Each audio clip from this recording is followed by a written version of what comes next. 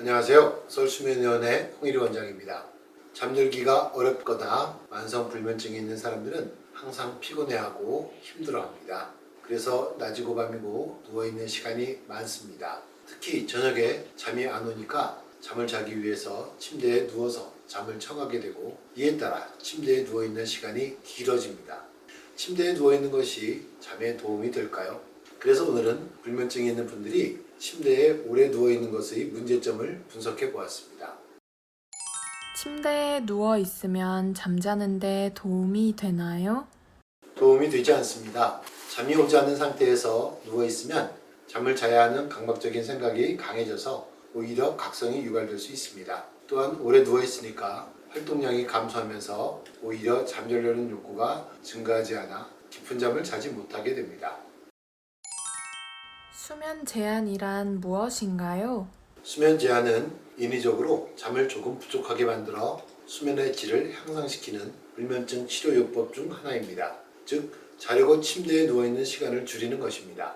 침대에서 깨어있는 상태로 보내는 시간을 줄이기 위해 총 수면 시간과 비슷하게 누워있는 시간을 제한하는 것입니다. 즉, 수면 효율을 증가시켜 짧게 자더라도 질을 좋게 하기 위한 방법입니다. 수면 효율이란 무엇인가요? 수면 효율이란 침대에 누워있는 시간으로 총 수면 시간을 나눈 후 백분율을 구하는 것입니다. 즉, 100에 가까울수록 누워있는 시간과 잠자는 시간이 일치하는 것입니다. 반면에 못 자고 깨어있는 상태로 누워있으면 수면 효율이 낮아지는 것입니다. 침대에 누워 있는 시간은 어떻게 정하나요? 개인마다 잠자는 양이나 피로도가 다르기 때문에 획일적으로 누워있는 시간을 정할 수는 없습니다. 또한 무조건 잠자리에 있는 시간을 짧게 줄이는 것이 아닙니다.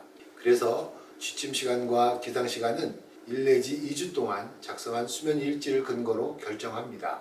또한 수면 제한을 실시할 때 총 수면 시간과 관계없이 침대에 누워있는 시간을 5시간에서 5시간 반 이하로는 제한하지 않습니다.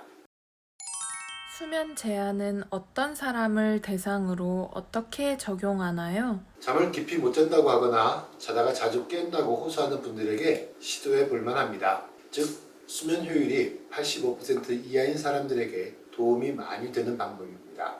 수면 일지와 당사자의 보고를 기반으로 수면 효율이 85% 이하이면 일주일에 15분에서 30분 정도 침대에 누워있는 시간을 줄여서 효율이 높아지게 만들고, 이후 85% 이상이 되면 점차 잠자리에 있는 시간을 일주일에 15분에서 30분 늘려주면서 관찰해야 합니다. 결론적으로 말씀드리면, 잠이 안 온다고 침대에 누워 잠을 청하는 것은 수면 효율도 떨어뜨리고 잠자려는 욕구도 생기지 않으면서 각성도 증가하게 만드는 좋지 않은 습관입니다. 자기 전까지 앉아 있다가 졸리면 잠자리에 가고 총 수면 시간과 누워있는 시간을 일치시켜 수면 효율을 증가시키는 것이 잠의 질 개선에도 도움이 됩니다. 당신의 꿀잠을 응원합니다. 감사합니다.